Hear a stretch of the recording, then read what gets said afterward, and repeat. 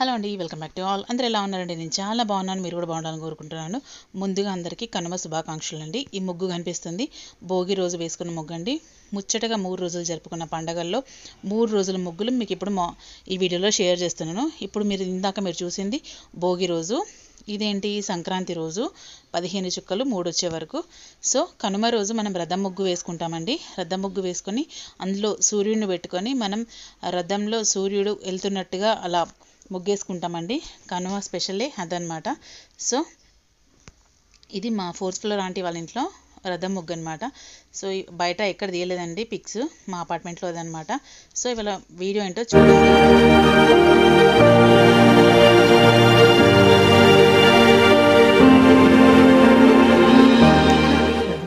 అందరూ ఎలా ఉన్నారండి? నేను చాలా బాగున్నాను, మీరు కూడా బాగున్నాను కోరుకుంటాను. ముందుగా అందరికీ కనుమ పండుగ శుభాకాంక్షలు అండి. యాక్చువల్లీ ఇవాళ కనుమ అండి. నిన్న ఎవరైతే సంక్రాంతికి నోములు నమ్ముకుంటారో అది కనుమ రోజు పసుబొట్టుగా ఇస్తారండి. సో ఇవాళ ఒక ముగ్గురు ఇంట్లోకి వెళ్ళైతే పసుబొట్టు తెచ్చుకున్నాను, అది మీతో షేర్ చేస్తాను. సో ఇంట్లో యాజ్ యూజువల్ రెగ్యులర్ పూజనే ఉందన్నమాట ఇవాళ. సో పెద్దగా ఏం ఉండదు. సో కనుమ రోజు చాలా పెద్ద పెద్ద దావతులు కూడా చేసుకుంటారు. పండగ 3 రోజుల పండగ కదా. యాక్చువల్లీ 4 రోజుల పండగ ముక్కనుమ కూడా ఉంటుందండి. సో ఇవాళ కనుమ రోజు రథం ముగ్గు అండి. సో రథం ముగ్గు వేస్తారు కనుమ రోజు. సో మా ఇంట్లో నేను వేసుకున్న చిన్న రథం ముగ్గు అండి, 5 చుక్కలు 3 వరుసలతో చాలా చిన్న ముగ్గు, ముద్దుగా వచ్చింది. సో ఇదండి ఇవాళ వీడియో. యాక్చువల్లీ ఎవరెవరు మా పైన 2 ఫ్లోర్స్ పసుబొట్టుకి వెళ్ళాను. సో అక్కడ వాళ్ళు నాకు ఏమి ఇచ్చారు, వాళ్ళ పూజ ఎలా ఉంది అనేది మీతో షేర్ చేసుకుంటున్నాను. కనుమ పండుగను మనకంటే ఎవరైతే వ్యవసాయం చేస్తారో వాళ్ళు బాగా సరదాగా సెలబ్రేట్ చేసుకుంటారండి. ఎందుకంటే కొత్త పంట చేతికి వస్తుంది. సో అందుకే మనం నవధాన్యాలు కూడా వేస్తామండి సంక్రాంతి గొబ్బిళ్ళలో. ఇంకొకటి ఏంటంటే పశువుల పండగ అని చెప్పాను కదా. ఎవరికైతే పశువులు ఉంటాయో, ఆవులు, ఎద్దులు అలాంటివి, వాటి కొమ్ములకు రంగులు వేసి వాటిని అందంగా అలంకరించుతారండి. అందంగా అలంకరించి మెళ్ళలో దండలు వేసి వాటికి అలంకరణ సామాగ్రి దొరుకుతుంది. వాటిని అలంకరించుకొని ఆ రోజు మీకు విషయం తెలుసా అండి, కనుమ రోజు బయట వెళ్ళొద్దు అనేది ఒక నానుడి అండి. ఎందుకు అంటారా? యాక్చువల్లీ వ్యవసాయం చేసే వాళ్ళు ఎద్దులు 365 రోజులు పనిచేస్తాయి కదా.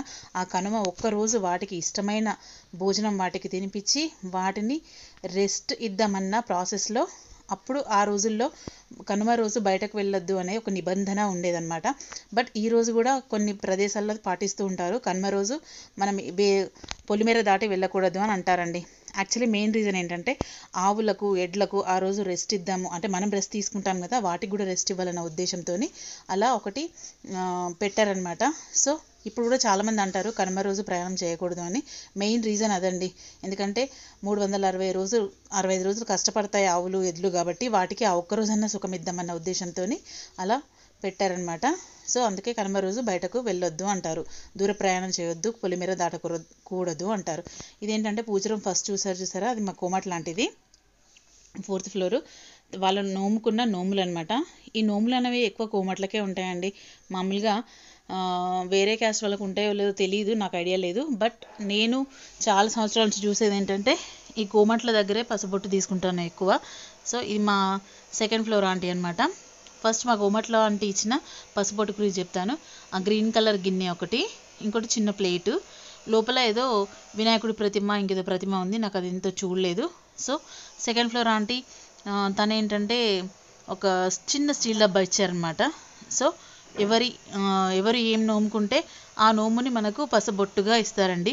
ఆ రోజు కనుమ రోజు, సంక్రాంతి రోజు నోములు నోముకొని కనుమ రోజు మనకు పసుబొట్టుగా ఇస్తారండి. సో ఇవ్వండి నోము గురించి. ఇలా పసుపు పొట్టు, రేగ్గాయలు, కొన్ని బియ్యం, చిక్కుడుగాయ, ఇది వాళ్ళ పసుబొట్టు అనమాట. సో ఇదండి ఇవాళ వీడియో. మీరందరూ ఎలా సెలబ్రేట్ చేసుకున్నారండి భోగి, సంక్రాంతి, కనుమ? నేనైతే యాజ్ యూజువల్ అలా జరిగిపోయింది. సో ఓకే అండి, ఇది వాళ్ళ వీడియో. ఎలా అనిపించిందండి? చూసి like, share, comment, subscribe my channel, bell icon press చేయండి ఫర్దర్ నోటిఫికేషన్ కోసం. థ్యాంక్స్ అండి, థ్యాంక్స్ ఫర్ వాచింగ్.